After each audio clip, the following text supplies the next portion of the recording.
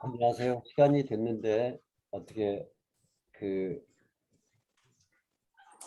도서관에서 시작을 말씀해 주시면 좋을 것 같습니다.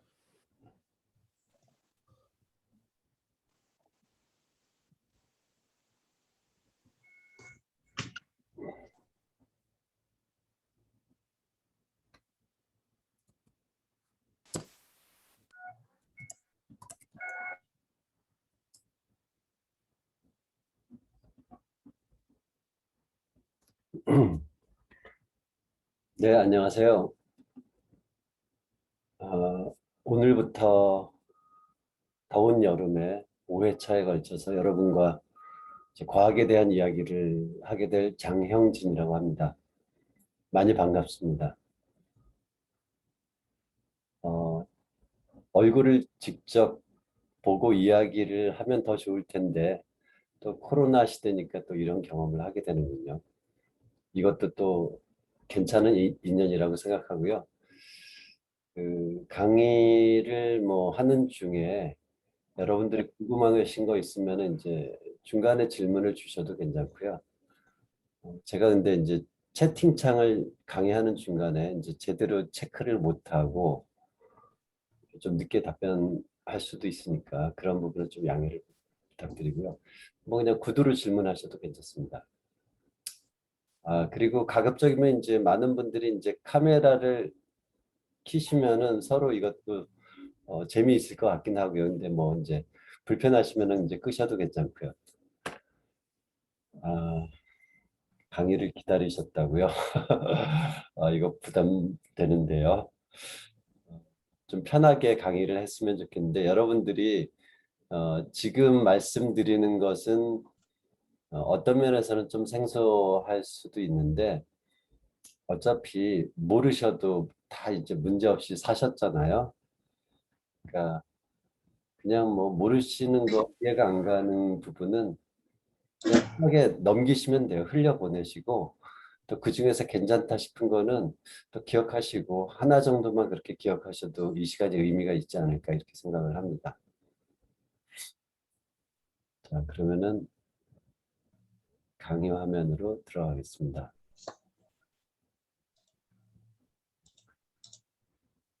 과학의 성배를 찾아서 타이틀이 뭐 꽤 거창하네요. 네, 한번 우리 천천히 시작을 해보도록 하겠습니다.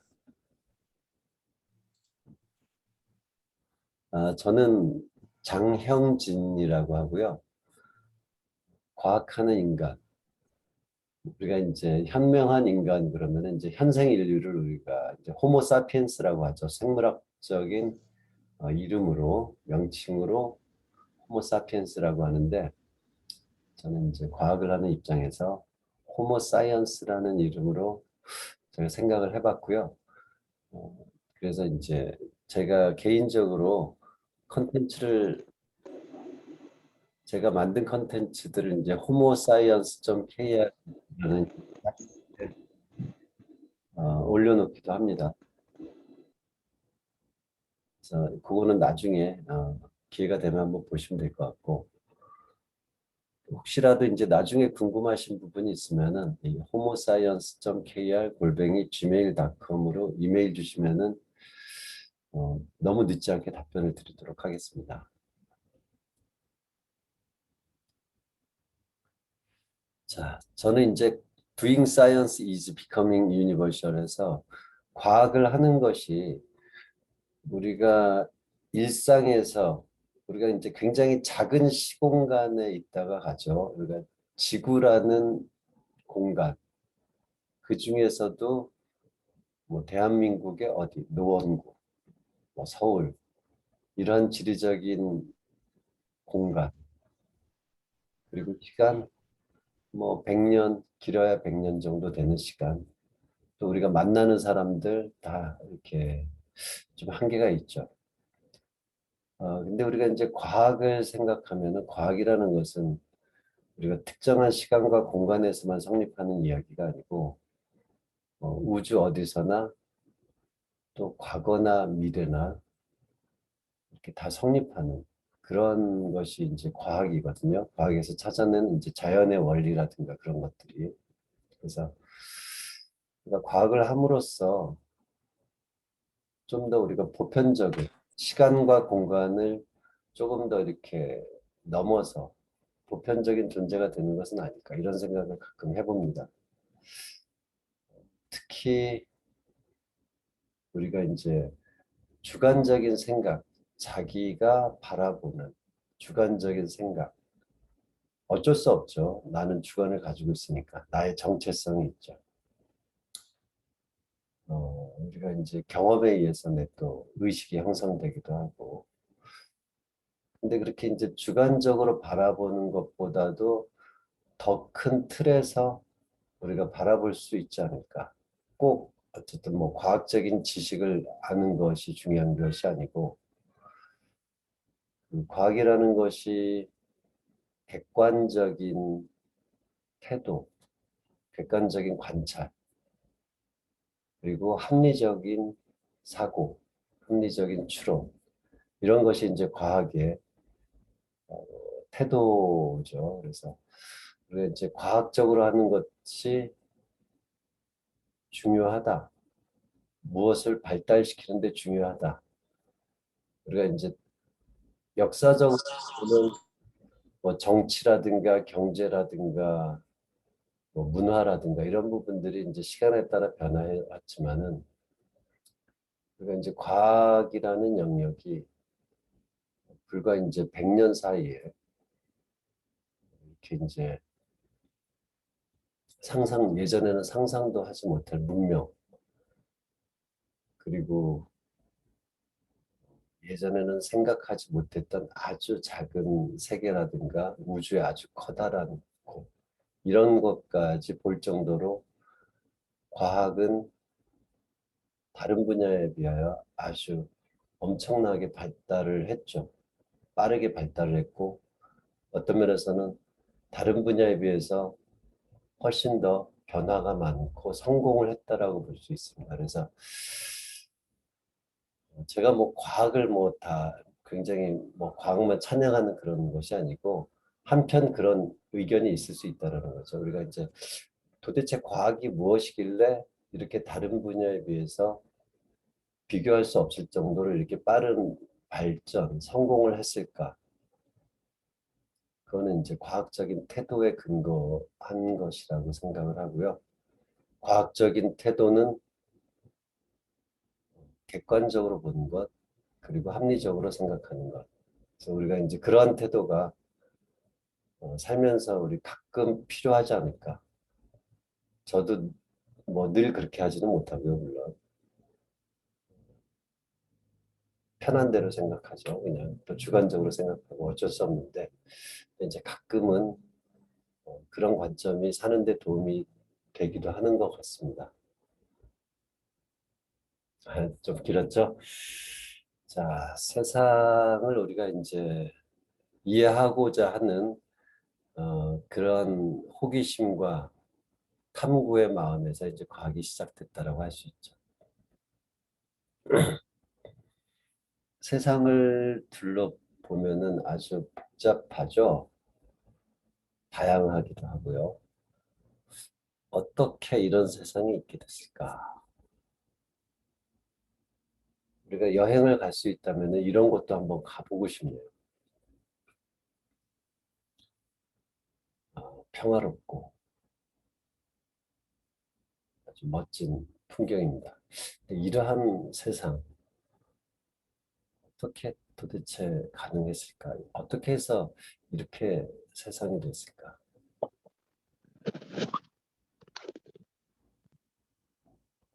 밤하늘도 아주 멋있죠. 그래서 우리가 이제 은하수도 아주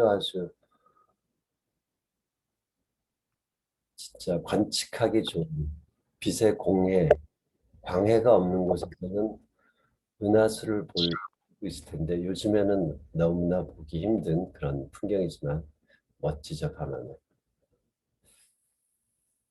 자, 어떻게 해서 이렇게 이런 세상이 됐을까? 그 부분부터 사람들은 오래전부터 이제 여러 생각들을 했죠. 세상이 어떻게 해서 이렇게 됐을까? 그런데 이제 세상은 너무나도 이제 복잡하고 다양하기 때문에 그것을 뭐 인간의 그 우리 조상들의 관점에서 보면은 이거는 뭐 이해할 수가 없는 부분이고 인간을 넘어선 어떤 초월자가 만들지 않았을까 이런 생각들을 했죠. 지역에 따라서 세상을 설명하는 세상이 어떻게 시작되었는가 여러 가지 그런 이야기들이 전해져 왔죠. 저도 이제 창세시나 이런 부분들은 잘 모르고요. 지역에 따라서 세상에 대해서 어떻게 우리가 살아가는 세상이 이렇게 살만한 세상이 됐는지를 설명하는 여러 가지 이야기들이 있습니다. 근데 이제 과학에서는 좀 다르게 이야기를 하죠. 과학에서는 어떻게 이야기하냐면은 인간의 관점에서 인간의 영역에서 설명할 수 있다. 어떻게 해서 지금과 같은 세상이 되었는지를 설명할 수 있다라고 이야기합니다. 그래서 우주가 어떻게 시작됐고 지금과 같은 세상이 되었는지를 이야기하는 그런 분야를 어, 빅 히스토리, 아주 커다란 역사. 이제 큰 것 정도가 아니고 전체 우주에 대한 것이기 때문에 우리가 이제 공간적으로만 따져도 가장 커다란 이야기죠. 또 시간적으로 따져도 가장 커다란 이야기입니다. 우주의 시작부터 지금까지의 이야기니까.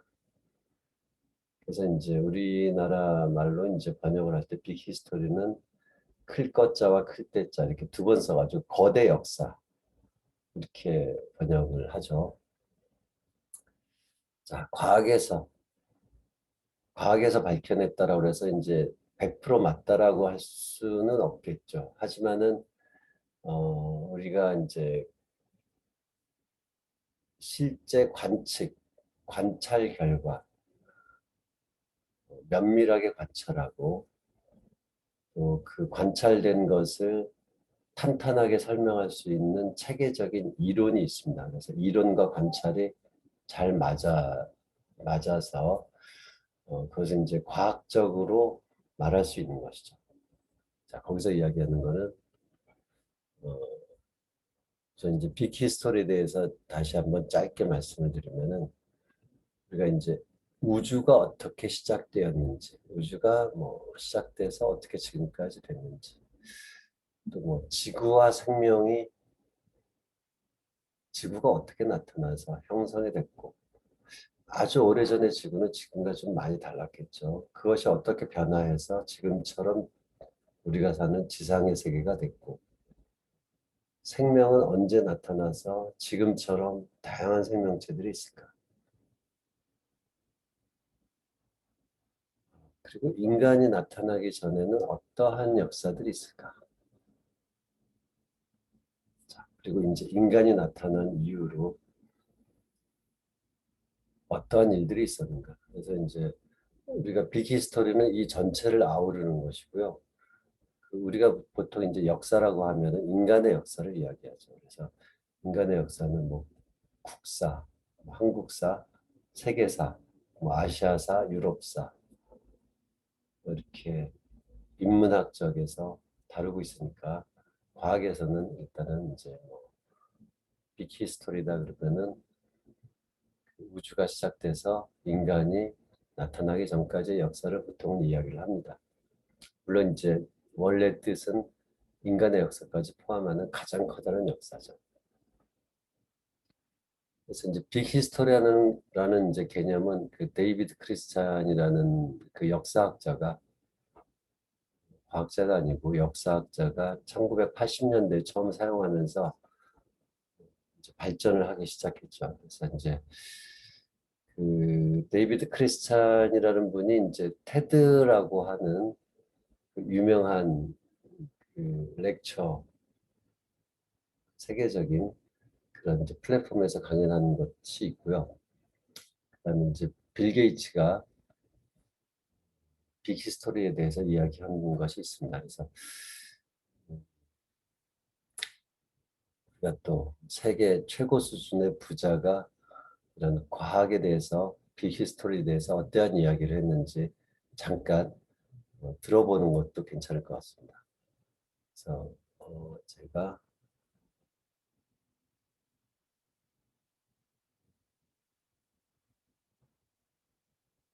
다시 이렇게 공유를 한번 해보겠습니다. 자, 그래서 잠깐 우리가 한 3분 정도 되는데, 3분이 조금 안 되는데 한번 같이 보도록 하겠습니다.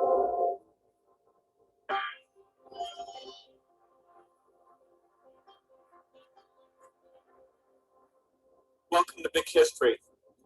This is my favorite course of all time. In fact, it's a very special course because it creates a framework for so many of the things you'll learn in other courses. Big History is more comprehensive than any other course, not just because of the amount of time it covers, but because of the way it takes what we know from the sciences, what we know from history, economics, and brings it all together. When I took Big History, I felt like I knew a lot of the individual things already. I knew a bit about biology, a bit about physics, a bit about how civilizations had more specialized roles and that populations had grown over time. But I'd never seen it all put together. So the reminder about the elements, the sun, the planets, early life, and how went for so long as being single-celled, and then we had this explosion of multi-celled animals. The early human history and what we now know about that, very up to date. And then how, as civilization came along, how it was agriculture, specialized roles, and certain characteristics of the different countries and continents that lead us to the world that we have today. So it put it all together. It made it all made sense. And in fact, it made me feel bad that I hadn't seen a course like this when I was young. I think I would have known a lot more, and been able to connect knowledge in ways that I just wasn't able to do. And so I got excited about, hey, this is a course that everybody should get the benefit of. In many ways, what you'll learn from Big History is just the starting point. You'll want to get more in depth on these various knowledge areas, and you want to start to form your own ideas. When we think about rising incomes, longer lifespan, our ability to treat people in a just way, to move from just our family or our tribe out to not only the country level, but to thinking about humanity as a whole. And yet, given the scale, how do we address that? How do we organize to solve problems in that way? And so the end of the course will leave you with a lot of questions. This course will give you the background, but it's your curiosity, your thinking that will make it valuable to you in your intellectual ambition.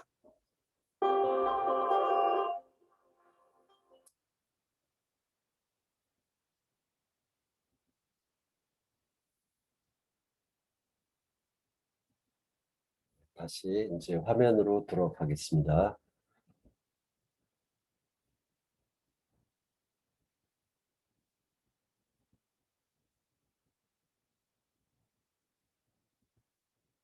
네, 그래서 이제 그빌 게이츠는 이제 빅 히스토리 재단에 상당한 금액을 또 후원까지 하고 있습니다. 그래서 좀 뭐 비스토리에 대해서 우리가 한번 그러니까 우주가 시작돼서 지금과 같은 세상이 어떻게 됐는지를 이야기하는 빅히스토리에 대해서 짧게 오늘 말씀을 드리려고 합니다. 자, 과학이 밝혀낸 바에 의하면 138억 년 전, 우리가 이제 태양계의 나이가 한 46억 년 정도 되거든요.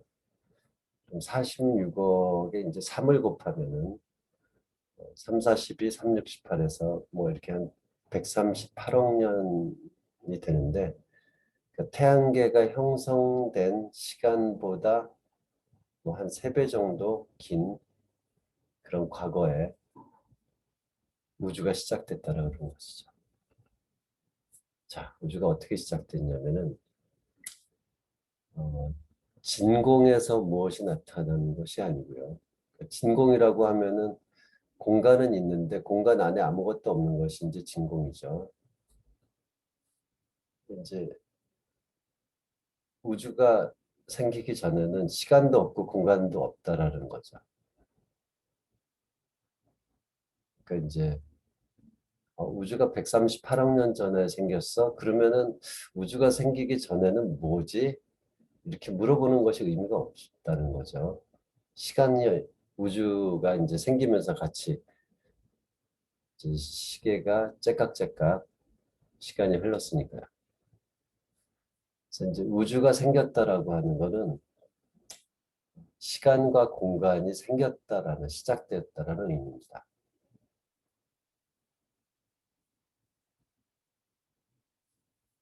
이때부터 시간은 흐르기 시작했죠. 그리고 이제 공간도 시작된 것이니까 아주 작게 시작했다라는 것이죠, 우주가. 그리고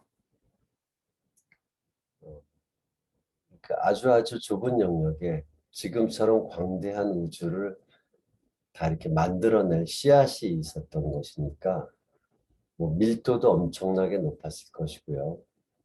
그리고 에너지가 너무나 넘쳐나서 아주 뭐 상상할 수 없을 정도로 뜨겁게 그렇게 우주가 시작한 거죠.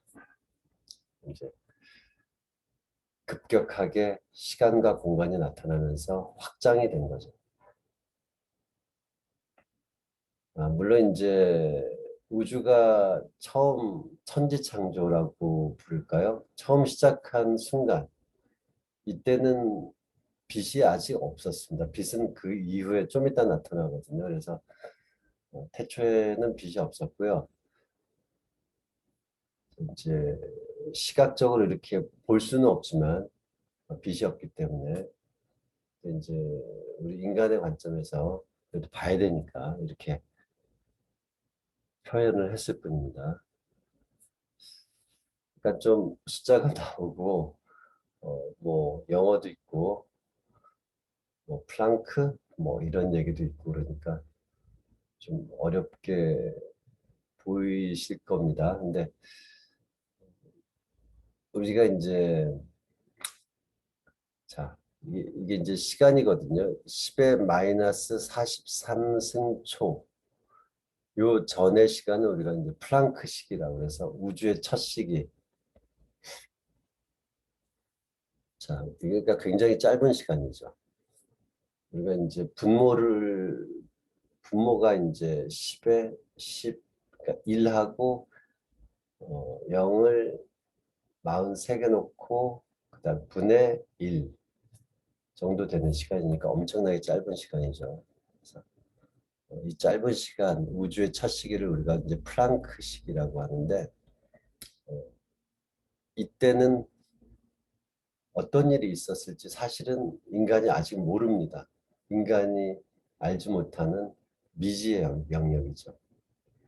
이제 시간이 조금 더 흘러가면은 10의 마이너스 35승초도 굉장히 짧은 시간인데 약간 아는 것이 있고 또 10의 마이너스 12승 뭐한 그러면은 10의 마이너스 12승이면 이제 1조분의 1초인데요. 이 정도면은 조금 더 우리가 이제 관측과 이론으로 조금 더 설명할 수 있는 영역이고, 시간이 지나면서 우리가 과학으로 설명할 수 있는, 좀 더 명확하게 설명할 수 있는 그렇게 되죠. 이제 첫 시기는 거의 모른다. 모르지만은 우리가 이제 거꾸로 유추해 보면은 어땠을 것이다 이렇게 짐작을 할 수 있는 거죠, 과학으로. 그래서 이제 우리가 지금 우리가 이제 초로 따지면은 우주가 시작되고 초로 따지면은 뭐 10의 17승 초 정도뿐이 안 돼요. 그러니까 이렇게 초로 다 따져도 10의 17승. 그러니까 이제 이러한 시간들은 엄청나게 짧은 거죠. 이제 우리가 자연을 변화시키는, 움직이게 하는 가장 기본적인 힘을 밑바닥까지 내려가면은 사실 이제 네 가지가 있는데, 이렇게 네 가지가 있는데, 이런 힘조차 하나의 원시적인 힘이었을 것이다. 이렇게 생각을 합니다. 자, 모르죠, 근데. 추측을 하는 거죠. 자, 그렇게 이제 플랑크식이라고 하는 우주가 시작된 최초의 순간, 아주 짧은 순간은 잘 모르지만, 그 다음부터 조금씩 압니다. 그래서 시작되고서 조금 있다가 우주가 급격하게 팽창이 되었다. 원자 하나가 지금 태양계 정도의 크기로 아주 작았다가 상당히 이제 넓은 공간이 되는 데까지 10의 마이너스 26초 정도뿐이 안 걸렸다. 뭐 엄청난 거죠. 그러니까 엄청나게 짧은 시간에 이렇게 급하게 팽창했다. 그래서 이제 인플레이션 시기, 급팽창 시기라고 합니다. 그래서 이 급팽창 시기를 우리가 이제 지나면은 이제 과거 데이터는 이렇게 137억 년이라고 돼 있는 데이터도 있거든요. 근데 그것은 그러니까 최신의 그 관측 결과를 반영하지 못한 자료고요. 그 최근 데이터까지 고려하면은 138억 년이라고 이제 여러분들이 기억을 하셔도 좋습니다. 그래서 이제 이 급팽창 시기가 지나면서 우리에게 친숙한 여러 가지 입자들, 전자라든가 빛이라든가 이런 것들이 이제 세상에 나타났다는 거죠. 이제 우리가 자연을 변화시키는 가장 근본적인 힘이 네 가지라고 하는데, 그럼 자연을 구성하고 있는 가장 근본적인 물질은 뭐냐? 입자는 뭐냐? 그것을 우리가 이제 기본 입자라고 하거든요. elementary particle. 그래서 그 기본 입자는 쿼크라든가 빛이라든가 전자. 기본 입자 중에서 몇 년 전에 최종적으로 가장 나중에 발견된 기본 입자가 이제 힉스 입자가 있죠. 힉스 보선, 힉스 입자가 있습니다. 그래서 이 기본 입자는 이제 만물을 구성하는 가장 바탕이 되는 그런 입자를 이야기합니다. 이것이 우주가 급팽창을 하고 난 직후에 나타났다는 거죠. 자, 다른 관점으로 보면은 이렇게 이제 여기 쿼크, 6종류의 쿼크가 있고요. 전자라든가 중성미자, 또 뭐 빛, 이렇게 기본 입자가 있습니다. 4, 16 더하기 1 힉스까지 해서 크게 보면은 우리가 이제 17종류의 기본 입자가 있는 것이죠. 그래서 이제 이거를 뭐 이게 맞느냐, 맞다라고 생각합니다. 그래서 맞는 정도가 아니고, 이거는 이제 대부분의 과학자들이 인정할 만큼 탄탄하게 이론과 관측으로 다 이제 서로 설명이 됩니다. 그래서 이제 그 기본 입자에 대한 우리가 이제 그냥 이론이 아니고 표준 모형이라고 이야기를 할 정도로 어느 정도 공인이 검증이 되었다고 하죠.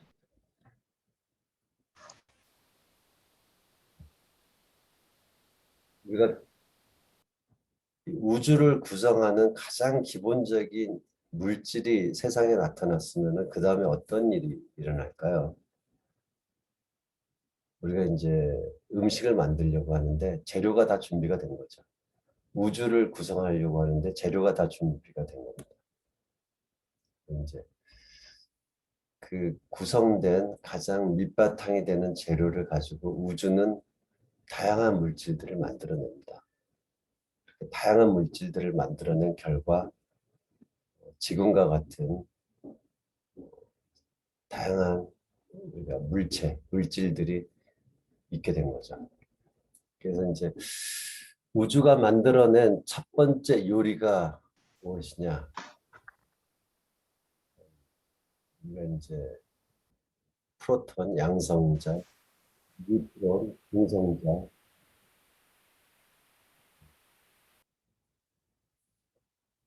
이러한 그 입자들, 복합 입자죠. 그러니까 원자핵을 구성하는 입자가 우리가 이제 양성자와 중성자죠.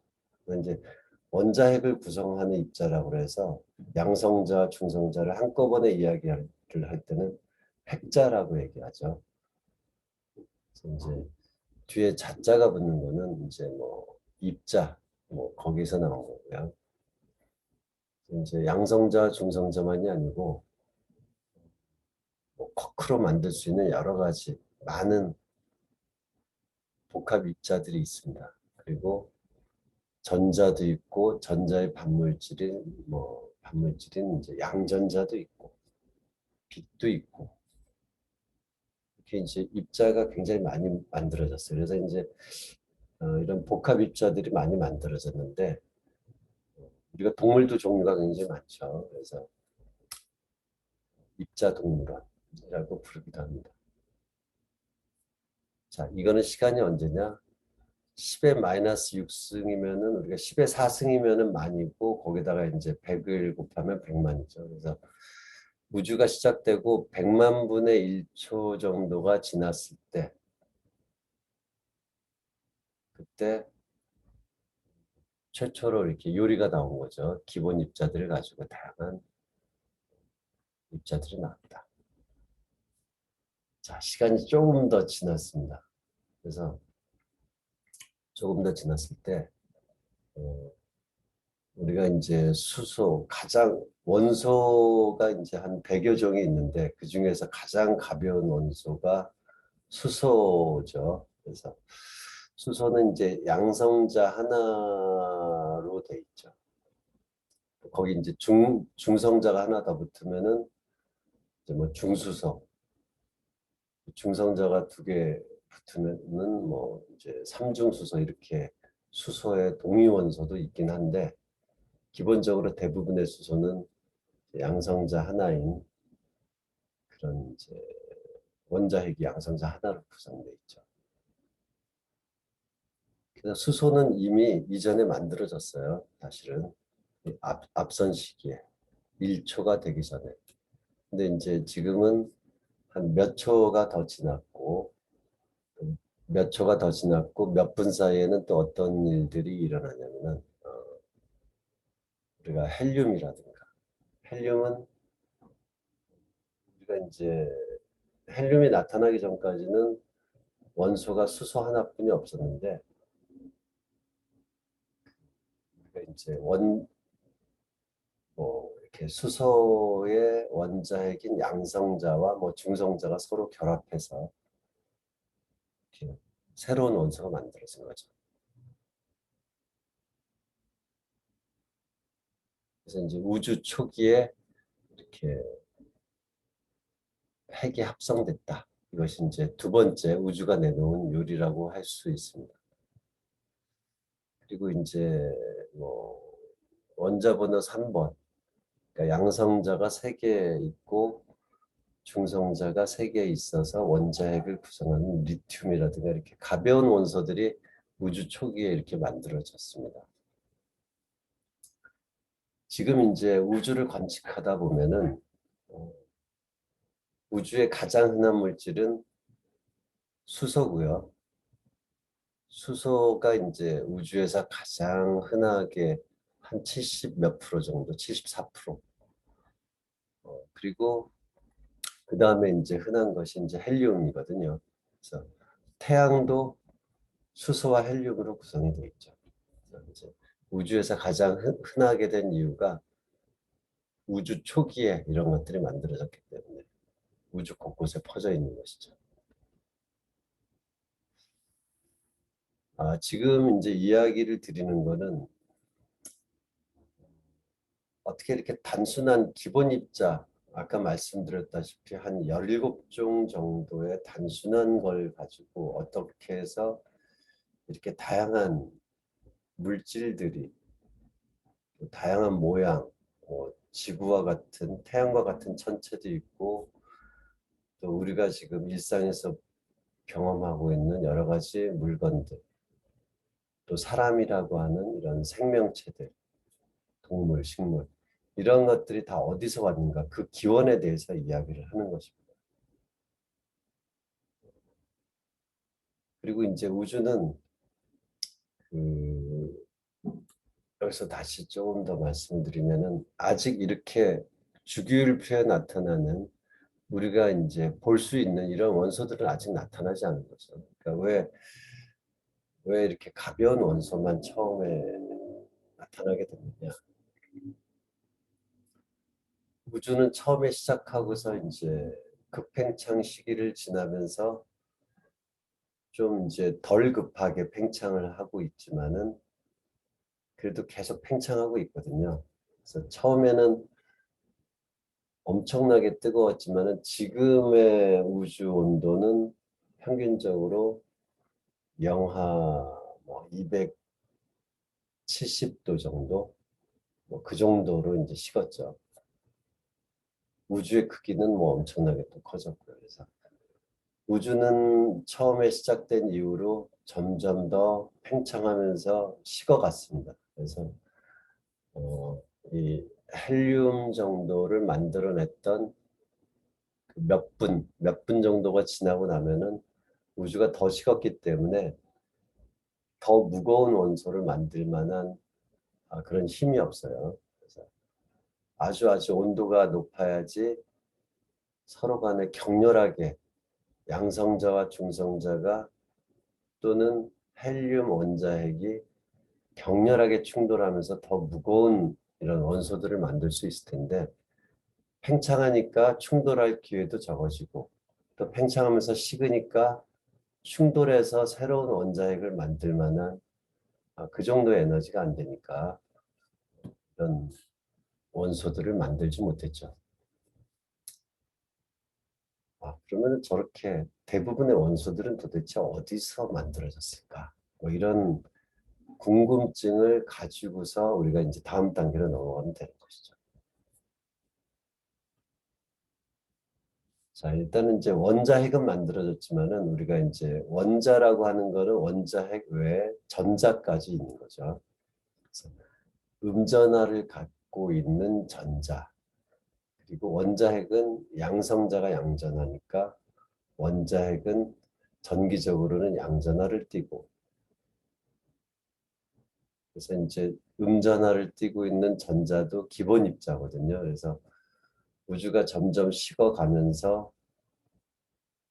플러스 전하와 마이너스 전하가 서로 이제 전기력에 의해서 결합돼서 만들어진 것이 우리가 이제 원자죠. 그것이 원자가 생긴 거는 이제 꽤 시간이 많이 걸렸죠. 38만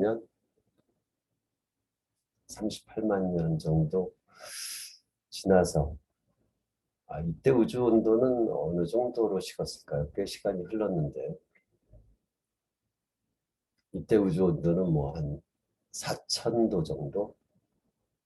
4,000도면은 뭐 물론 아주 뜨겁죠. 우주가 도초가 아주 뜨겁지만은 그래도 태양의 표면 온도는 뭐 한 5,800도 정도, 6,000도 정도 되니까 태양의 표면 온도보다는 좀 더 낮은 온도, 한 4,000도 정도였죠. 그래서 이때 우주는 이제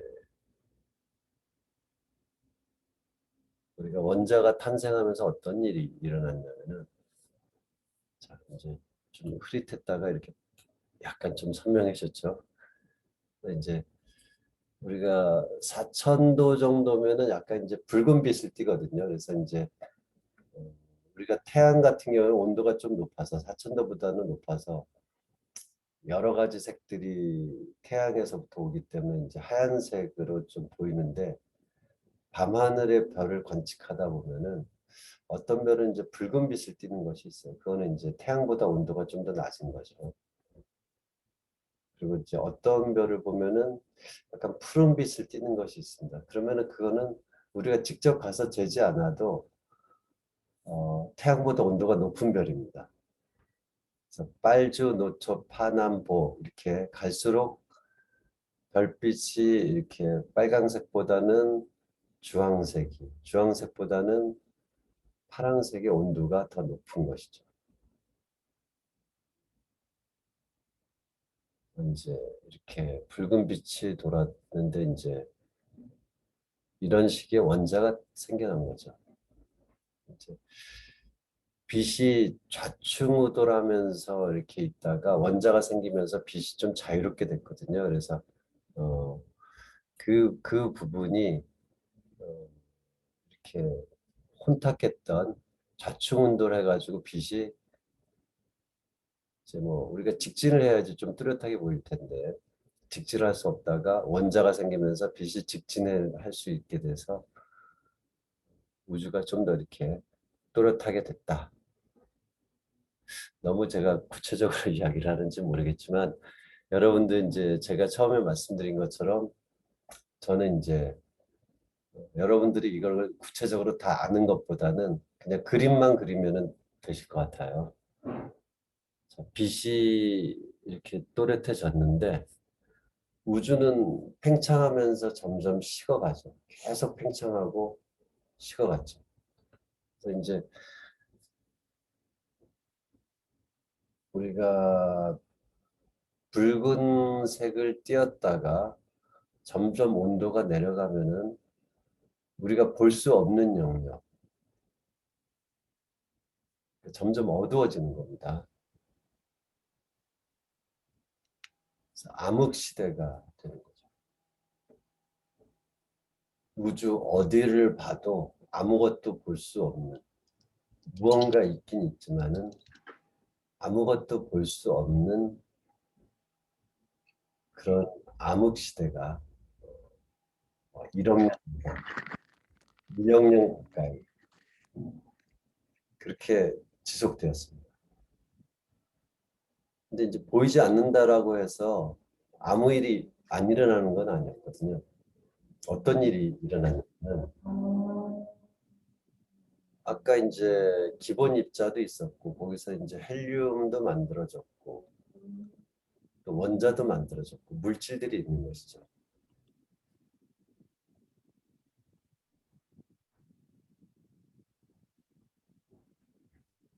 채팅이 와서 잠깐 봤습니다.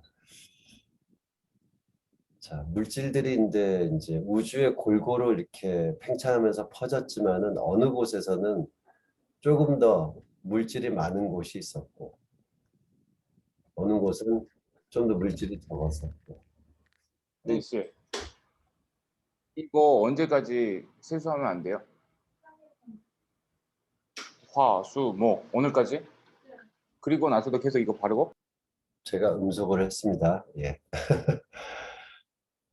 그 우리가 한 1억 년 이상을 우주는 이제 온통 깜깜했는데 그 과정에서 보이지는 않았지만은 어디선가 물질들이 좀 많이 있었던 다른 곳보다는 밀도가 좀 높은 곳에서는 서로 중력 때문에 뭉치기 시작했습니다. 물질이.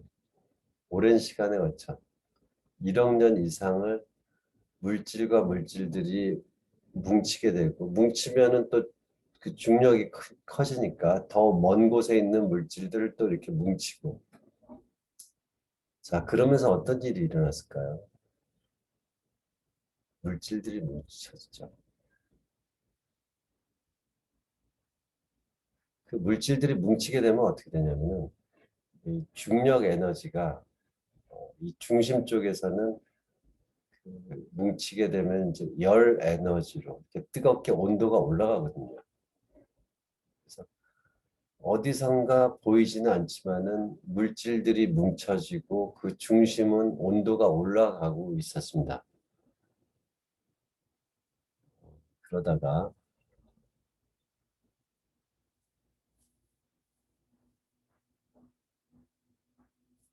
자, 어디선가 빛이 나타나죠. 깜깜한 바다에서 어딘가 분간할 수 없을 정도의 그런 뭐 비바람이 몰아치는 뭐 그런 바다에 이제 이렇게 표류하고 있다가 뭐 이렇게 등대 같은 빛이 보이면 얼마나 반가울까요? 그런 것처럼 우주 어디선가 빛이 나타났습니다. 최초의 별이죠. 그 물질들, 대부분의 물질들은 아직은 수소와 헬륨. 헬륨은 수소보다 뭐 한 3분의 1 정도. 그러니까 우리가 우주 초기에 그 수소 원자핵인 양성자와 뭐 중성자가 뭉쳐서 헬륨이 됐다라고 하더라도 모든 양성자와 중성자가 헬륨이 된 게 아니고 뭐 충돌해서 된 것만 되는 거고 안 된 거는 계속 이제 수소로 나가 있는 거죠. 그래서 이제 수소가 제일 많고 그다음에 이제 충돌해서 만들어진 헬륨 원자가 이제 또 한 20 몇 프로, 한 25% 정도 이렇게 차지하고 있는 거죠. 자, 그 수소와 헬륨이 뭉쳐서 이렇게 별이 된 거죠. 최초의 별. 그래서 우주가 좀 더 밝아졌어요. 태양과 같은 별입니다. 그 최초의 별이 나타난 거죠. 우주가 밝아졌죠. 그리고 뒤이어서 다른 곳에 밀도가 좀 더 이렇게 높았던 곳에서 별들이 나타나는 거죠. 우주는 아주 암흑의 시기에 있다가 별들이 태어나면서 이렇게 찬란한 빛을 이렇게 내는 거죠. 우리가 밤하늘에 보면은 수많은 별들을 볼 수 있는데 우주가 이렇게 별 때문에 이렇게 또 멋있게 된 겁니다. 자, 별이 어떻게 생겼는지 대략 짐작이 가시죠? 어, 자,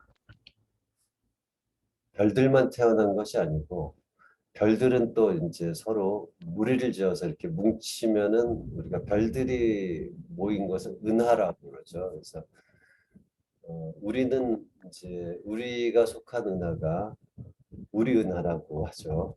우리가 속해 있다라고 해서 우리 은하와 같은 은하들이 이렇게 우주 곳곳에서 생겨났습니다. 또 우리 은하에서 가장 가까운 은하는 이제 안드로메다 은하라고 하죠. 그래서 뭐 빛의 속도로 우주에서 제일 빠른 빛의 속도로 가도 뭐 한 250만 년 정도 걸려요. 그런 은하들이 우주에 생겨난 것이죠.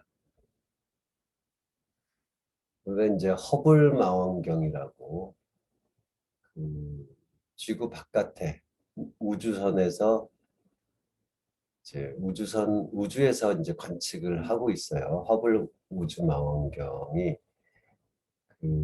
굉장히 먼 거리에 있는 그 천체들을 관측을 하고 있거든요. 그래서 상상할 수 없는 먼 거리의 그 천체들을 촬영을 하고 있는데 그 사진입니다. 이게 이제 이 사진은 우주 우주가 생기고 몇 억 년, 한 8억 년 정도, 5억 년 정도 지났을 때 생겨났던 우주, 그 은하들을 이렇게 촬영한 사진이고요. 이렇게 은하들이 있습니다.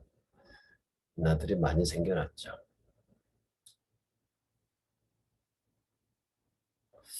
자, 근데 우리가 이제 우주에 이렇게 별들이 생기고 별들의 무리인 은하도 생겼는데 우주에 혹시 어느 정도나 별이 많을까? 숫자로 나타내면 좀 쉽습니다. 뭐 한 10의 23승계 정도 뭐 이렇게 얘기를 하죠. 근데 10의 23승계 하면 감이 안 와요. 그게 얼마나 많은 건지. 그래서 이제 한번 비율을 들어보려고 하거든요. 역시 멋진 해변가. 올해 여름에는 뭐 이렇게 안 되고요. 내년 여름에는 이렇게 이런 곳에 갈 수 있을지 모르겠네요. 그 해변에 보면 이제 그 백사장이 있고 모래 알갱이, 그 조그만 모래 알갱이들이 뭐 셀 수 없이 많이 있죠. 뭐 이렇게 한 곳만 보더라도 그 모래 그 알갱이 개수가 굉장히 많을 텐데 그 전체 지구의 그 해변에 있는 모래 알갱이 개수가 또 얼마나 많을까요? 상상할 수 없죠. 지구 전체 모든 해변에 있는 모래 알갱이의 개수보다 별이 많다라고 합니다. 자, 근데 모래가 해변에만 있는 건 아니죠. 사막에도 있죠. 사막에는 해변보다도 훨씬 많은 모래가 있죠. 자, 그러면 이제 지구에 있는 모든 사막에 있는 모래는 또 얼마나 많을까?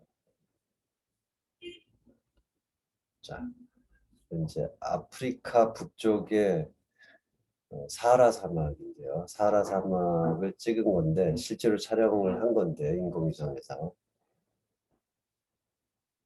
이거는 뭐 딱 봐도 뭐 상당히 넓죠. 이 넓이가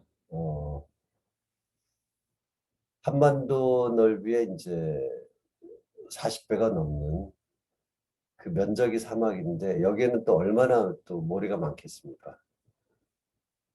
근데 이 사하라 사막만이 아니고 고비 사막도 있고 그래서 이제 지구에 있는 모든 해변, 모든 사막, 이 지구에 있는 모든 모래알의 개수랑 우주에 있는 별의 개수가 비슷하다라는 거죠. 한 10의 23승 정도 되는데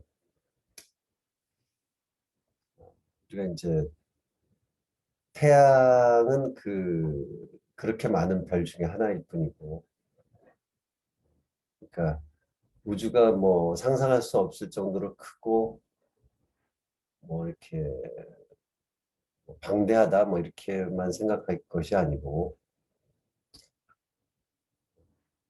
우리가 이제 별이라는 것이 또 우주가 진화해가는 데 있어서 아주 중요한 역할을 하는데 그러한 그 동력이 되는데 사실은 이제 좀 이따 또 이제 보시겠지만 그러한 별들이 이제 우주에 이렇게 많이 있는 것이죠. 자, 별이 어떻게 해서 그런 역할을 하느냐. 우리가 별을 보면은 뭐 여러분들이 이제 언론에서도 많이 이야기하니까 들어보셨을 뭐 블랙홀도 있고 중성자별도 있고 뭐 여러 가지 있는데 초신성도 있고 근데 그런 것들은 다 별에서 나오는 것이거든요. 그래서 이제 처음에는 그 물질들이 이렇게 공간적으로 흩어져 있다가 이렇게 중력에 의해서 뭉치게 되면은 물질이 많으면은 이게 이제 질량이 작은 별이 돼서 시간이 지나면은 우리가 이제 별이 빛나는 거는 이제 스스로 빛나는 천체를 우리가 별이라고 하거든요. 스스로 빛을 내는 어디서부터 빛을 받아서 반사하는 것. 우리가 뭐 달 같은 거는 이제 태양빛을 반사해서 우리가 보는 거죠. 뭐 금성이나 목성을 봐도 그거는 이제 별은 아니죠. 그 태양빛을 받아서 반사하는 걸 우리가 보는 거죠. 근데 이제 별은 유일하게 자기 자신이 이렇게 빛을 내는 거예요. 뭐 라이트 소스가 되는 거죠. 우주를 밝히는. 어떻게 빛이 나오느냐?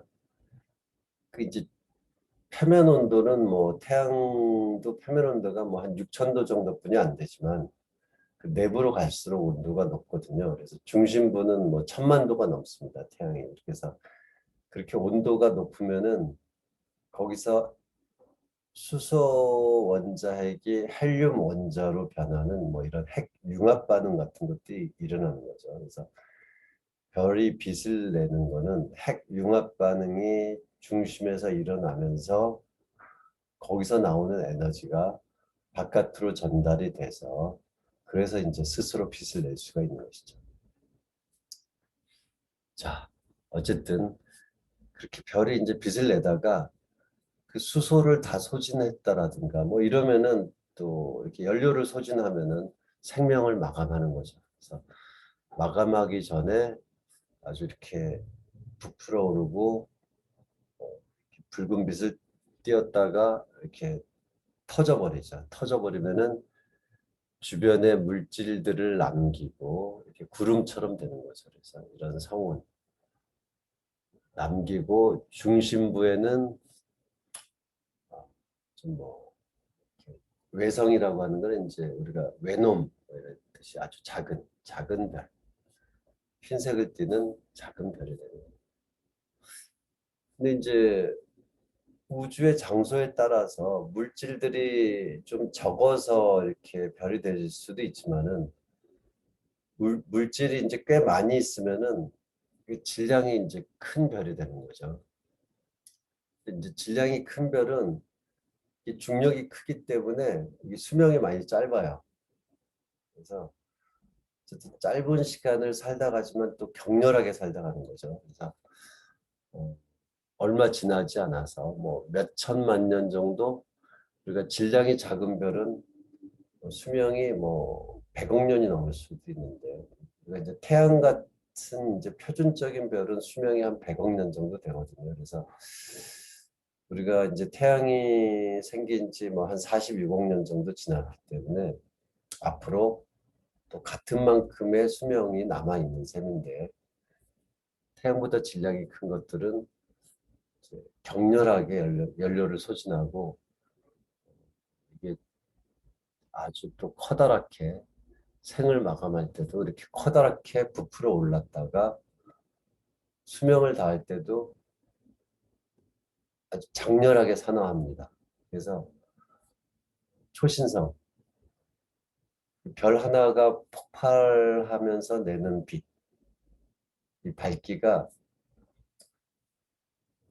꽤 밝아요. 어느 정도 밝으냐면은 은하계에 보통 한 1,000억 개 정도의 별이 모여 있는데 1,000억 개면은 뭐 굉장히 많죠. 그래서 1,000억 개 정도가 내는 별의 밝기, 그러니까 은하 하나의 밝기 정도 되는 그보다 더 밝을 수도 있고 별 하나가 폭발하면서 내는 빛이 그래서 우리가 이제 조선 시대의 기록을 봐도 우리가 객성이라는 표현을 쓰거든요. 그래서 없었는데 갑자기 나타났어요. 그쵸? 없던 별이. 그래서 손님 객자를 써가지고 손님이 찾아왔다. 그래서 이제 객성이라고 표현을 했지만은 이제 초신성이죠. 이게. 슈퍼노바. 자, 이렇게 장렬하게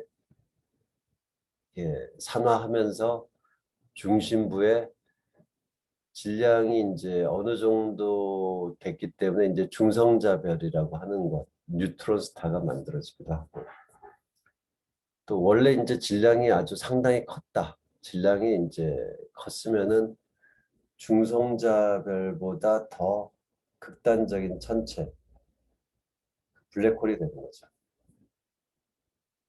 빛조차 빠져나갈 수가 없어서 뭐 빛이 안 나오니까 이제 까맣게 보이는 거죠. 우리가 이제 빨주노초, 파남보, 흰색 뭐 이런 것들은 우리가 거기에 해당되는 빛이 나오는 거예요. 근데 이제 까만색은 좀 다른 거죠. 아무것도 빛이 안 나오면 그게 까만색이죠. 그러니까 빨강색이다 그러면 빨간빛이 우리 눈에 들어오는 거죠. 근데 이제 까만색이다 이러면 아무것도 안 들어오는 게 까만색이죠. 그래서 이제 우리가 불을 끄면은 방 안에 있다가도 불을 끄면은 깜깜해지는 거는 빛이 없기 때문에 깜깜한 거죠. 그래서 이제 까만색은 일반적인 색이랑은 좀 다른 겁니다. 자, 이렇게 이제 별이 일생을 거치면서 다양한 천체들을 만들어내는 거죠. 그러니까 별이 없으면 우주는 아주 심심하고 아무것도 아니었을 거예요.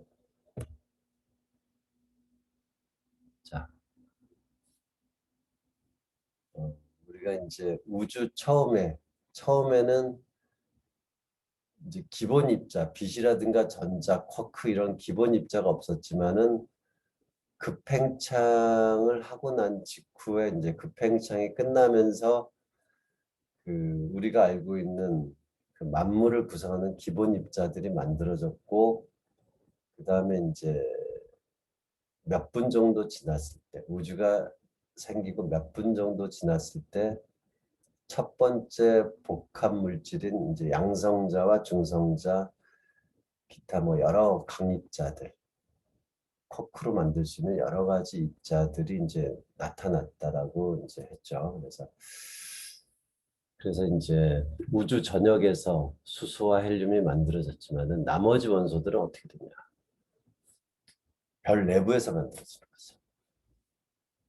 모든 원소가 만들어지는 건 아니고요. 왜 별 내부에서 만들어지느냐? 우주는 시간이 지나면서 더 커지니까 원자핵은 아주 작은데 충돌할 수가 없어요. 또 온도도 식어갔기 때문에 양전하를 갖고 있는 원자핵과 원자핵끼리 서로 그 전기적인 반발력을 이겨내고 서로 하나가 될 수 있는 그 정도 에너지를 이미 잃어버리죠. 우주는 이제 팽창하면서. 근데 별은 어떠냐? 일단 물질들이 모이는 거죠. 물질들이 모이면서 안쪽으로 갈수록 밀도가 훨씬 높고, 그러니까 이제 충돌할 수 있는 거죠. 그리고 온도가 높고, 온도가 높으니까 충돌을 할 정도 에너지가 되는 거예요. 그러니까 원자핵과 원자핵이 가깝게 있으면서 아주 센 힘으로 전기적인 반발력을 이겨내고 하나로 될 수 있는 거죠. 그렇게 해서 우리가 이제 예전에 학교 다닐 때 원소 번호 20번까지는 외우지 않습니까? 그래서 수해, 리베, 붕탄, 질산, 플레, 남아, 알시인, 유염알, 그때는 이제 칼칼. 이제 다 외웠는데 목이 좀 칼칼하다 그래서 19번 칼륨, 20번 칼슘 이렇게 칼칼해가지고 20번까지 외우죠. 그래서 이제 그러한 원소들 그리고 이제 21번 또 22번에서 철까지는 만들어지죠. 그러면 나머지 원소들은 어디 있냐? 뭐 26번이면 아직 원소가 지금 주기율표상으로는 이제 한 118번까지 있거든요. 118번까지 있으면은 4분의 1도 안 왔는데 4분의 3은 어디서 왔나? 뭐 이렇게 생각할 수 있죠. 근데 이제 주기율표에 이제 118번까지 나타난 거는 자연적으로는 한 92번까지 뿐이 없어요. 근데 이제 그보다 큰 원자핵, 원자 번호가 이제 뭐 92번 이후에 이제 커다란 거는 인공적으로 실험실에서 만든 거예요. 그러니까 자연적으로 존재하는 건 아니고. 그래서 그 수명이 굉장히 짧아요. 뭐 100만 분의 1초가 안 되는 것들도 있고 수명이. 그래서 그냥 나타났다 사라지는 거죠. 그래서 그런 것들은 뭐 어쨌든 주기율표에 있으니까 원소 이렇게 하긴 하는데 자연적으로는 뭐 한 90여 정도뿐이 없는 거죠. 그렇다고 하더라도 철 바깥에 철보다 무거운 원소들은 상당히 있죠. 금이라든가 은 이런 것들, 수은 다 철보다 무겁거든요. 원소 번호도 크고. 자, 그런 것들을 우리가 뭐 지구에 있는데 뭐 우라늄도 있고 우라늄 원자 번호가 92번. 어떻게 된 거지?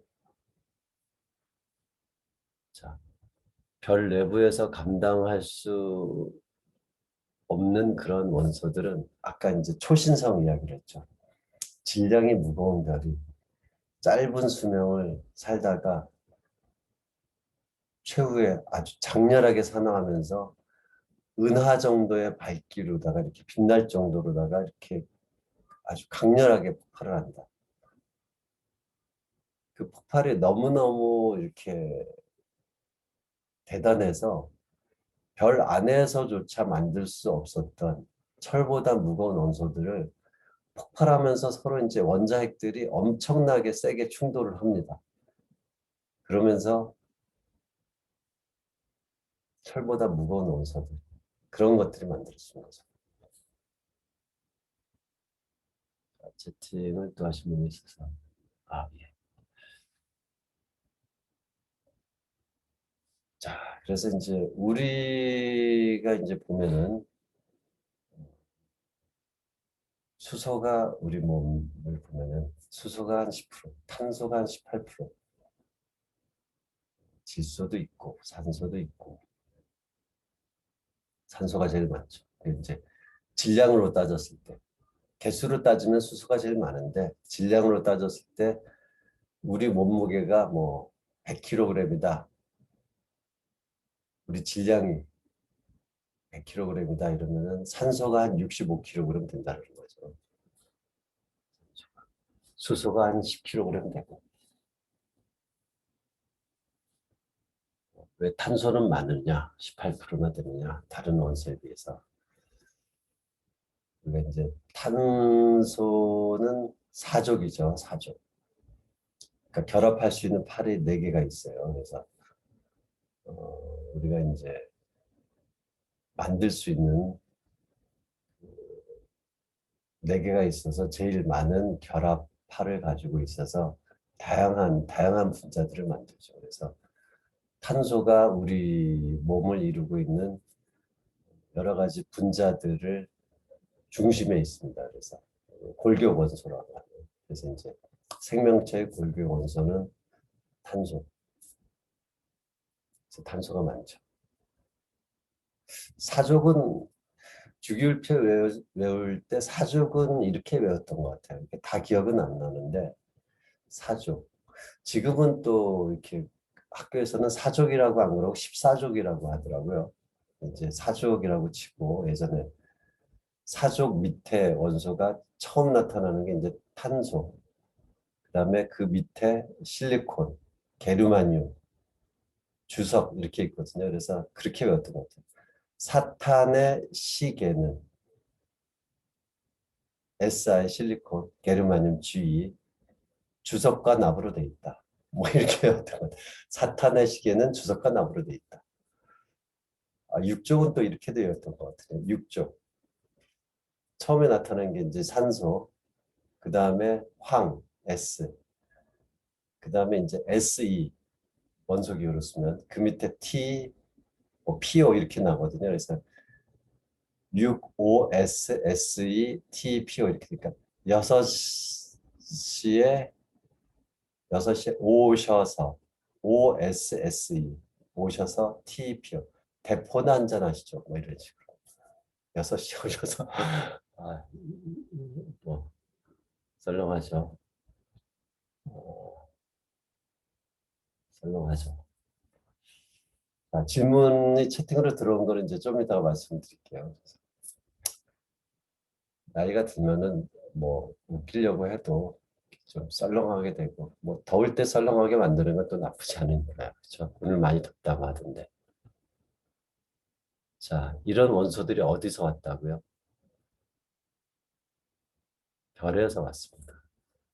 그래서 예전에 이제 인기가 좀 있었죠. 별에서 온 그대, 별그대라는 그 드라마가 있었는데 진짜로 우리 몸을 구성하는 원소들이 대부분 별에서 온 거죠. 이것도 역시 썰렁하죠. 자, 근데 지구에서 보면은 철보다 무거운 원소들, 뭐 납이라든가 우라늄, 근 많이 발견이 되죠. 그 얘기를 우리가 이제 생각해 보면 어떤 이렇게 이제 유추할 수 있냐면은 아주 오래전에 태양계에서 멀지 않은 곳에서 거대한 초신성이 폭발을 했다라는 거죠. 초신성은 이제 물질이 굉장히 많이 모여 있을 때 이제 짧은 수명을 격렬하게 겪으면서 최후에 가장 강렬하게 초신성이 되는데, 그래서 이 초신성이 폭발하면서 일부의 물질이 오랜 시간에 걸쳐서 모여서 태양계를 이루고, 또 다른 물질들은 또 태양과 이웃한 그런 다른 별이 되고, 또 다른 별이 되고, 그러니까 질량이, 초신성은 이제 질량이, 물질이 많은 그러한 것이었으니까 여러 개의 별을 이렇게 만들 정도가 되는 거죠. 자, 그러면은 이제 아까 좀 전에 이제 채팅으로 물어보신 그 답변이 좀 됐을 것 같거든요. 그래서 이제 어, 지구에 그렇게 철보다 무거운 원소가 많은 거는 예전에 그 초신성 폭발의 그 잔해들이 태양도 만들고 또 지구도 만들고 뭐 이렇게 했기 때문이다.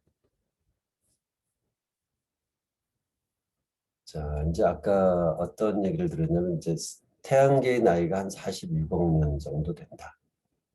곱하기 3을 하면은 우주가 시작된 시점이 된다. 그런 얘기입니다.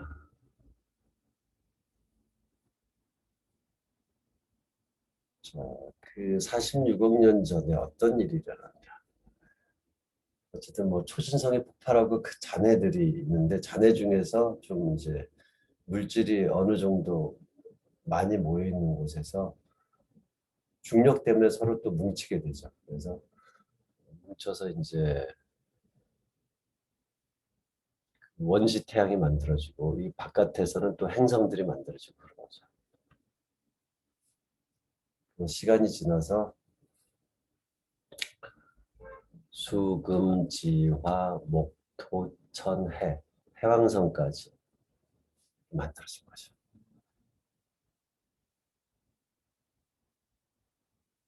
그래서 이제 태양 가까이에서는 이제 이 화성까지 좀 밀도가 높은, 이게 이제 그 이슬점 안쪽에서는 이제 밀도가 높은 그 암석형의 행성들이 만들어지고, 바깥쪽에는 이제 뭐 가스형 행성들이 만들어졌죠. 근데 원래 이제 그 기본 재료가 그 가스, 아주 가벼운 원소들이 많았기 때문에, 우리가 이제 그 가벼운 원소들이 많았기 때문에 재료가 이제 많으니까 가스형 행성들은 이런 이제 암석형 행성보다는 덩치가 상당히 크죠. 그러니까 재료가 많은 걸 가지고 만들었습니다.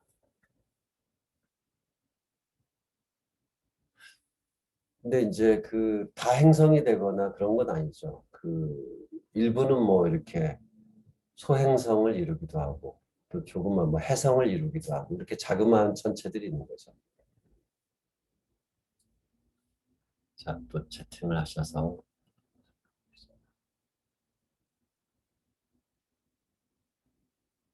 빅뱅이 초신성 폭발을 말하는 건 아니죠. 그러니까 빅뱅은 138억 년 전에 우주가 시작된 걸 이야기하는 거고요. 초신성은 질량이 무거운 별이 이후에 우주가 생기고 한참 동안 지나서 질량이 무거운 별이 수명을 다하면서 격렬하게 폭발하는 것이 이제 초신성이죠. 그래서 그 잔해를 갖고 태양계가 만들어졌다고 말씀드린 거죠. 왜 성이라고 하나요? 수성, 금성, 화성, 목성. 지구는 구라고 쓰는데, 지구는 그냥 뭐 예전부터 이렇게 동그랗다 이런 의미에서 썼는데, 이제 그 우리가 사실 성이 이제 별성자잖아요. 그래서 수성, 금성, 화성, 목성 이런 거는 뭐 사실은 스스로 빛을 내는 천체만 별이니까 행성에 대해서는 저렇게 쓰면 안 되는데 일단 이제 예전에 다 이름이 지어졌던 거죠. 이런 이제 과학적인 이론이 나오기 전에 다 이름이 있죠. 하늘에서 보이니까 이름을 붙이게 되죠. 그때 보기에는 우리가 별이든 행성이든 그러니까 빛나니까 다 뭐 그놈이 그놈이다. 뭐 밝게 빛나는 거는 그냥 다 별성자를 쓴 거죠.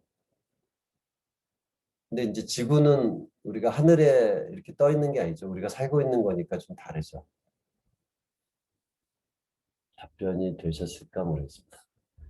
자, 무슨 얘기를 갖다가 이제 하려고 했냐면은 그 자그마한 부스러기들이 이렇게 또 이렇게 행성이나 위성에 편입되지 않고 우주를 떠돌아다니는 자그마한 부스러기들이 떠돌아다니다가 이제 행성의 중력권에 잡히면 그 행성으로 떨어지는데 그 지구라는 행성의 중력장에 잡히면은 우리가 이제 지구로 떨어지죠. 그래서 우주 공간을 떠돌다가 대기권으로 들어오는데 대기권으로 들어오면서 중력 때문에 점점 이제 빨라지니까 대기권이랑 충돌하는 게 이제 아주 거세게 충돌을 해서 우리가 이제 빛난다. 그러면 그걸 갖다가 우리가 유성이라고 그러죠. 유성이라고 그러고 그 유성은 이제 대부분이 이제 대기권을 통과하면서 이제 다 타서 없어지는데 좀 더 이렇게 커다란 유성은 표면까지 도착을 하죠. 그런 것이 이제 운석이에요. 땅에 떨어진 거, 그 운석이죠. 근데 운석에 대해서 우리가 이제 과학자들이 관심을 갖지 않습니까?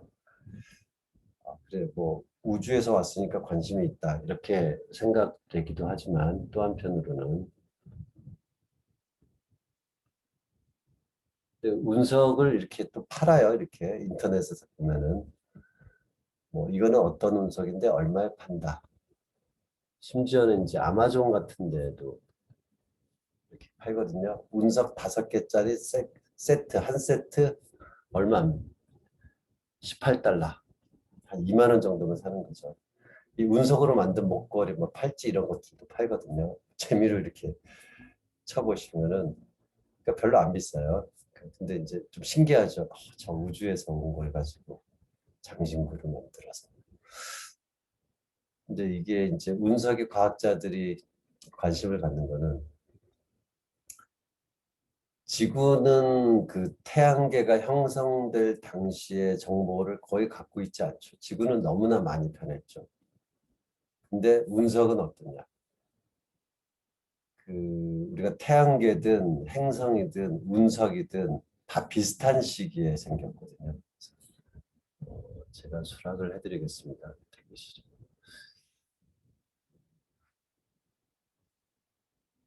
그러니까 운석이 이제 관심이 있는 거는 과학자들이 태양계가 형성될 당시에 그 기록을 정보를 다 가지고 있는 거예요.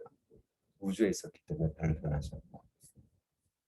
그래서 이제 어떤 운석은 좀 더 많이 가지고 있고 그러면 더 비싼 거고. 이제 사막에 보면은 뭐 그 운석 사냥꾼들도 있어요. 그러니까 우리가 유성이 커가지고 이렇게 대기권을 통과해도 이제 남아서 운석이 된다. 그래서 그 운석을 갖다가 이렇게 마대자루 같은 데다 이렇게 넣어가지고 그 중에서 이거는 좀 뭐 괜찮아 보이는데 그러면은 그 운석 사냥꾼이 자기 그 전화번호가 있어서 뭐 미국이나 유럽에 있는 또 뭐 한국에 있는 그 이러한 지질학자라든가 뭐 천문학자한테 전화를 해서 연락을 해서 내가 이번에 괜찮은 운석을 발견했는데 이거 한 300만 원에 사겠느냐 뭐 이러면은 대부분 이제 사기도 치기 때문에 잘 안 믿는데 진짜 이거 학술적인 가치가 있다 그러면 비행기 타고 와가지고 그 사막에서 이제 만나가지고 이렇게 사기도 하고 뭐 이렇게 합니다. 자, 이제 지구의 첫 시기 정도 이야기를 하고 우리가 이제 쉬는 시간이 없이 왔기 때문에 이제 오늘 강연을 좀 마치려고 하거든요. 자, 그러면 태양계는 그렇게 형성이 됐다. 지구는 처음을 어떻게 보냈냐? 지구가 또 만만치 않은 또 일생을 보냈죠. 가만히 있는데 잘 있는데 난데없이 그 화성만한 천체가 와가지고 지구를 때렸어요. 원시 지구를. 그래서 아주 뭐 형편없이 잘 이렇게 나 좀 이렇게 가려고 하는데 화성만한 게 와가지고 충돌했으니까 얼마나 충격이 컸겠어요.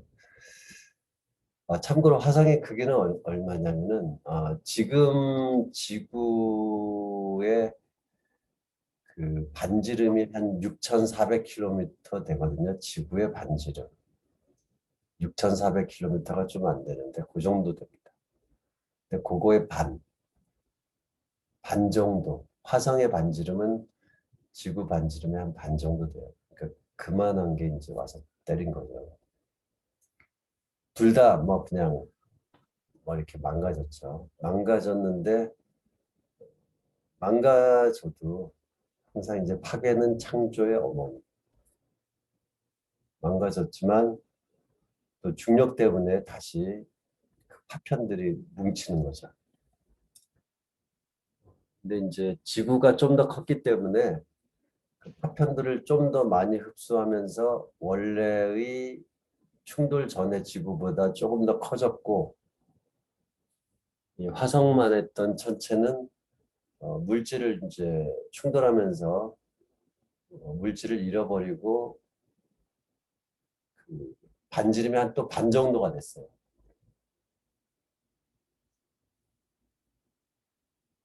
자, 그게 답이죠. 지구 반지름의 한 반 정도 크기가 화성이고 화성 반지름의 반 정도의 크기가 달입니다. 그래서 이제 지구와 달의 뗄래야 뗄 수 없는 관계가 그렇게 시작이 된 거죠. 그러니까 지구 초기에는 달이 지구랑 가까웠겠죠. 충돌하고서 이렇게 점점 멀어지기 시작했으니까. 자, 가까웠으니까 지구에서 보면은 지금 보는 달보다는 엄청나게 크게 보였을 겁니다. 저 엄청나게 크게 보이는 달빛, 태양빛을 반사하면 어땠을까요? 밤이라고 하더라도 거의 뭐 낮과 비슷하게 밝았겠죠. 꽤 밝았을 거예요. 그러니까 밝으니까 지구에서는 낮에는 태양이 비추고 밤에는 달이 비추고 별을 보기 힘들죠. 처음에. 지금 지구랑은 많이 달랐겠죠. 그러다가 이렇게 빨갛게 아직은 이제 그 충돌의 열기가 식지도 않아서 이렇게 빨갛게 몇 천도나 돼서 이렇게 저렇게 생겼던 달이 이제 지구 지구가 이제 태양빛을 가려서 지구 그림자 안으로 이제 어, 달이 들어오면은 그 달빛이 이제 가려지니까 그때 갑자기 밤하늘에 별들이 휘황찬란하게 아마 나타나지 않았을까 그런 생각을 합니다. 채팅으로 보내주셨고요.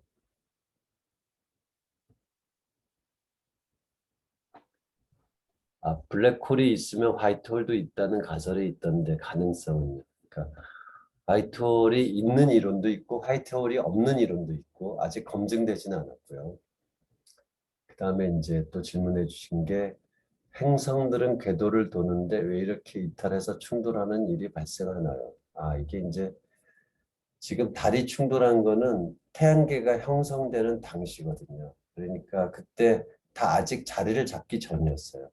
그러니까 이제 천체들이 꼭 지구 근처만이 아니고 뭐 태양계 근처 여기저기서 충돌이 있었던 거죠.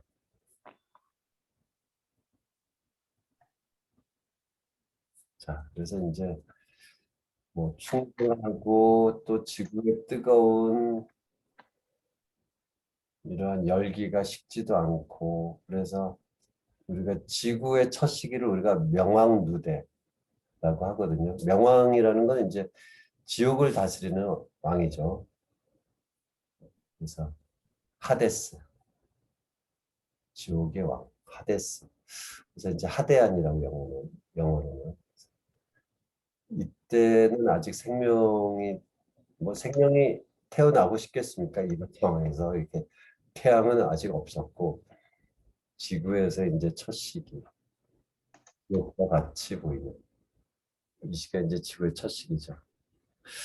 자, 여기는 이제 그 나중에 이제 생명과 관련해서 이제 다음 시간에 말씀을 좀 드리는 게 나을 것 같고요.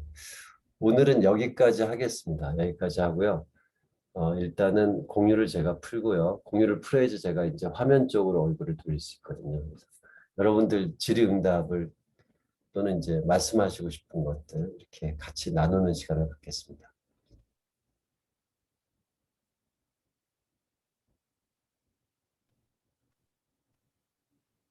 앞으로 오늘을 포함해서 4번의 질문 기회가 있으니까 여러분들이 꼭 강의 내용이 아니라고 하더라도 그냥 뭐 과학과 관련해서 궁금하신 것이 있으면 편하게 질문을 하셔도 좋습니다.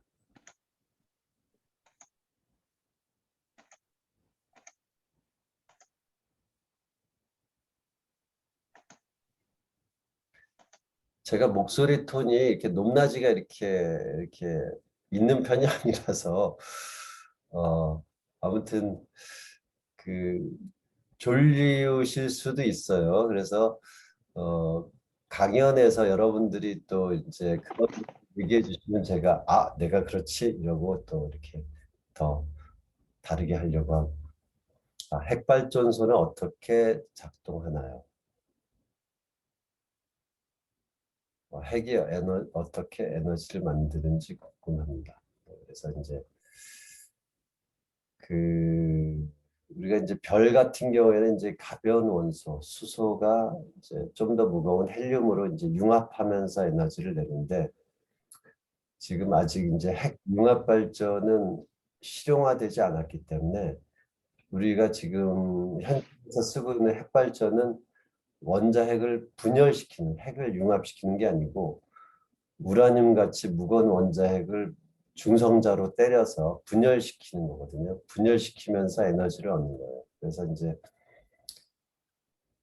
중성자가 우라늄 원자핵을 건드리면 그 분열되면서 중성자가 한 2개, 3개 나옵니다. 그래서 그런 것들을 가만히 놔두면은 중성자 하나가 우라늄 원자핵을 분열시키면서 2개, 3개가 나오고 2개, 3개가 또 다른 우라늄 원자핵을 건드려서 또 중성자 2개, 3개를 내놓고 이러면은 기술적으로 우라늄 원자핵이 분열이 되죠. 굉장히 빠르게.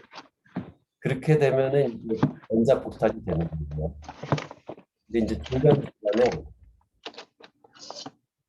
그 제어봉을 넣어가지고 중성자 2개 나오는 것들의 일부를 흡수를 합니다. 일부를 흡수하면은 이게 이제 핵반응이 급격하게 일어나지 않고 천천히 일어나거든요. 그래서 이제 천천히 일어나면은 제가 소리를 줄이려고 했는데 이렇게 소리를 줄이겠습니다. 자, 그렇게 분열을 조절을 하는 게 이제 핵발전이죠. 천천히 분열을 시키는 것이. 근데 이제 분열하면 왜 에너지가 나오느냐? 우리가 이제 아인슈타인의 특수상대성 이론에 따르면은 질량도 에너지에 상응한다. 그래서 이제 질량 결손, 질량의 차이만큼 MC 제곱, 질량 곱하기 비속도의 제곱 이 정도 에너지가 나오죠. 그래서 핵 융합도 마찬가지고 수소 원자핵이 이제 헬륨을 만들 때 그 질량이 이제 헬륨 원자핵의 질량이 좀 더 작거든요. 그래서 그 질량 차이에 해당되는 에너지가 나오는 거죠. 참고로 보면은 그 일본이 이제 원자폭탄 두 번 맞았죠. 히로시마, 나가사키. 그래서 이제 그 원자폭탄에 이제 히로시마에 떨어진 원자폭탄이 엄청나게 많은 에너지를 냈죠. 그 근처에 있는 건 다 녹여버리고 엄청나게 바람, 뭐 버섯구름, 그 에너지가 상당한데 그게 질량 어느 정도가 결손될 때 나오는 에너지냐 계산해 보면은 1g이 좀 안 됩니다. 질량 1g이 좀 안 되는 만큼이 질량 결손이 그렇게 이제 에너지가 나오는 거죠. 핵발전은 이제 그런 거죠. 오늘 강의를 들어보니 고주몽이 해 2개 중에 1개를 쏴서 해를 떨어뜨린 이유를 알 수 있을 것 같아요. 근데 이제 우리는 이제 태양계에서는 별이 하나죠. 근데 이제 그 자료에 의하면 그 별이 태양과 같은 별이 2개인 쌍성계라고 하죠. 그러한 시스템도 굉장히 흔하다고 합니다. 그러니까 우리가 우주 어디선가는 별이 2개일 수도 있고 별이 3개 가까이, 뭐 밤이 없을 수도 있겠어요.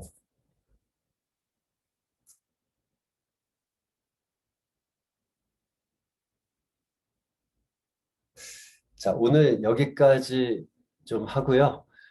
중간에 쉬지 못했기 때문에 제가 좀 일찍 끝내고 또 다음 시간이 있기 때문에 또 다음 시간에 질문을 받도록 하겠습니다. 여러분들 첫 시간인데 어떠셨는지요? 또 의견이 있으시면은 제가 이제 처음에 말씀드린 것처럼 이메일 보내주셔도 좋고요. 네. 아무튼 반갑습니다. 다음 주에 또 뵙겠습니다. 건강하시고요. 네, 안녕히 계십시오.